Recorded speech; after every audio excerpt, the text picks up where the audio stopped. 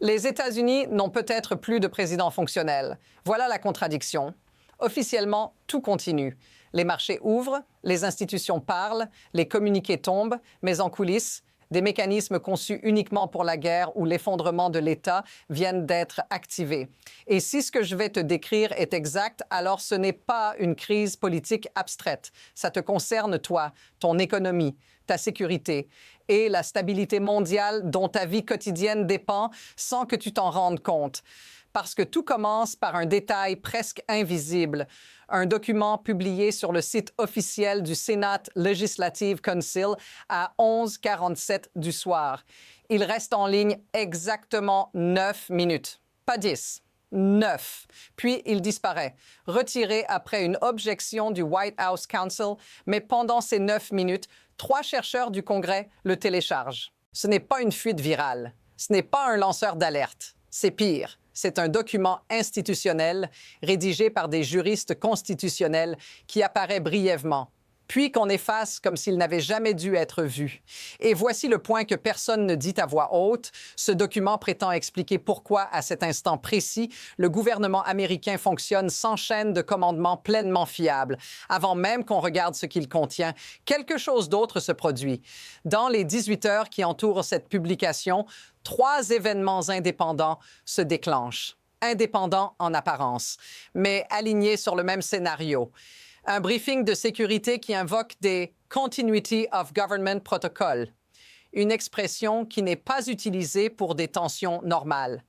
La dernière fois qu'elle a été invoquée officiellement, c'était le 11 septembre 2001. Puis, à 9h30 du matin, quand le marché obligataire ouvre, les rendements du Trésor américain grimpent immédiatement. Et Goldman Sachs diffuse un mémo interne à ses plus gros clients. Une seule ligne. Institutional Risk Assessment Elevated to Category 4. Catégorie 4, un niveau réservé à 2 cas seulement, war hors coût. Et pendant que tout le monde regarde ailleurs, le Sénat active discrètement une procédure enfouie dans ses règles internes.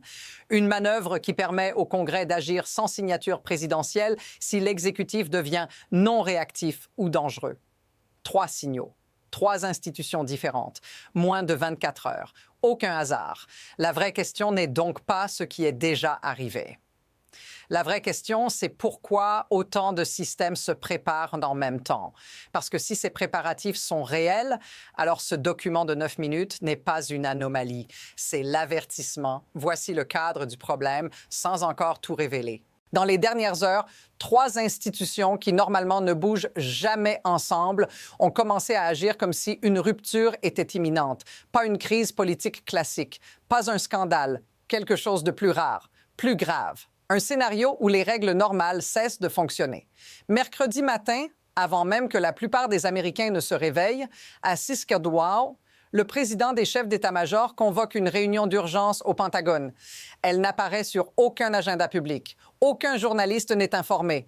Mais 3 responsables de la défense confirment non seulement qu'elle a eu lieu, mais aussi l'expression exacte utilisée pendant le briefing « Continuity of Government Protocol ».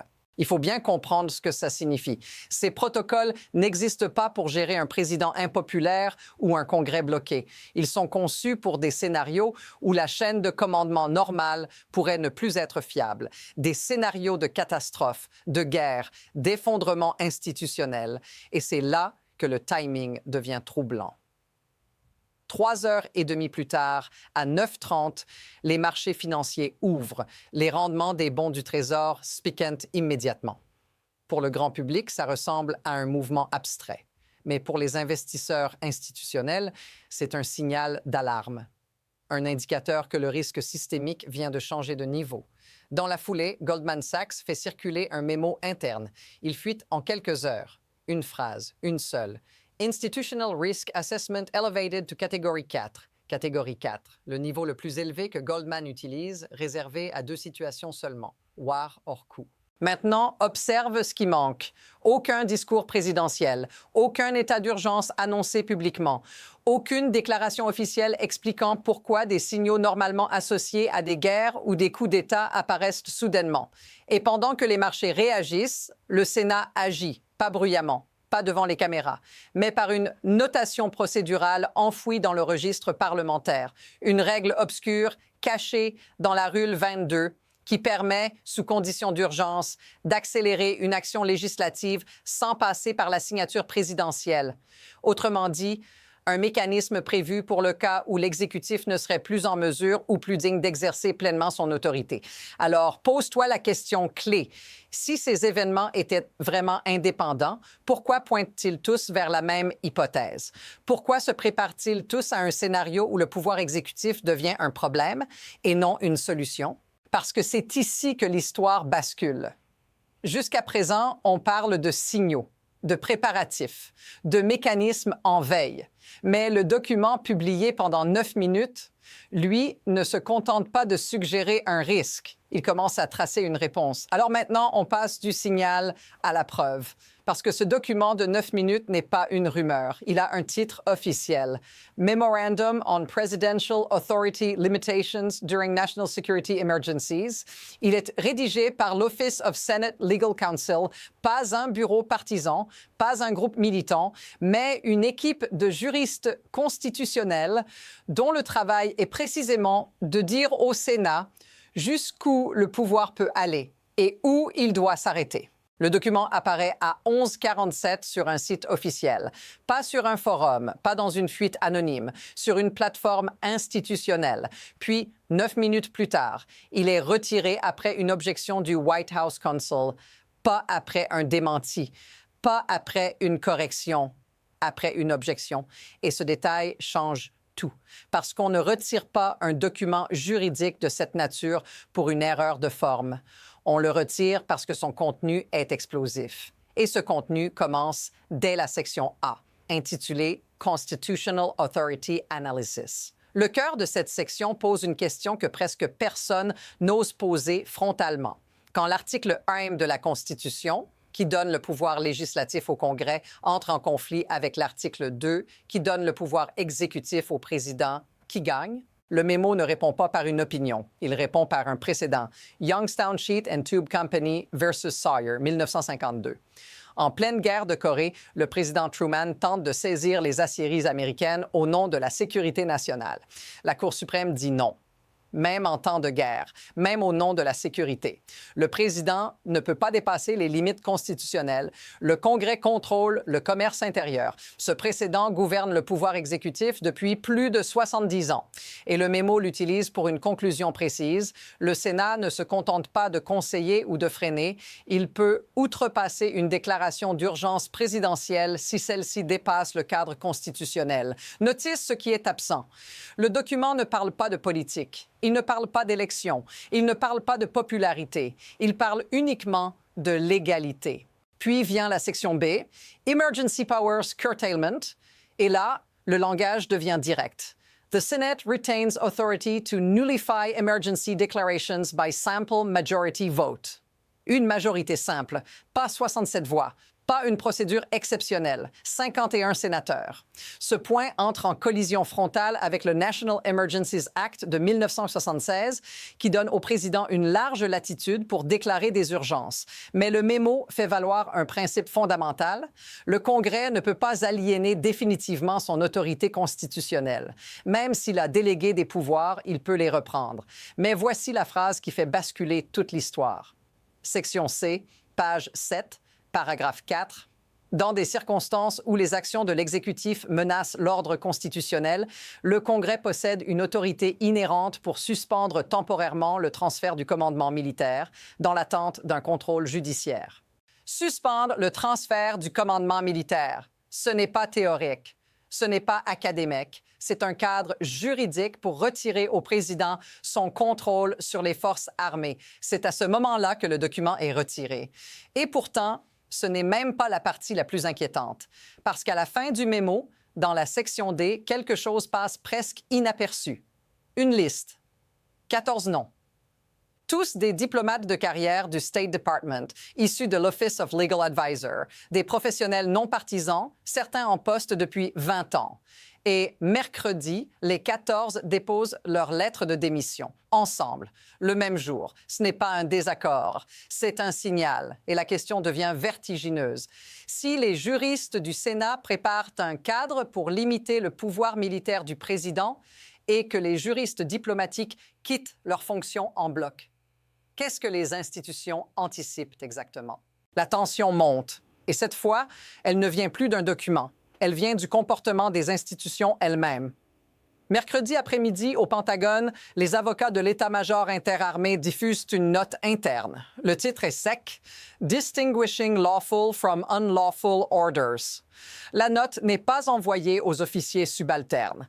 Elle est adressée aux flag officers et aux conseillers juridiques généraux, à ceux qui devraient décider s'il faut exécuter ou refuser une directive présidentielle.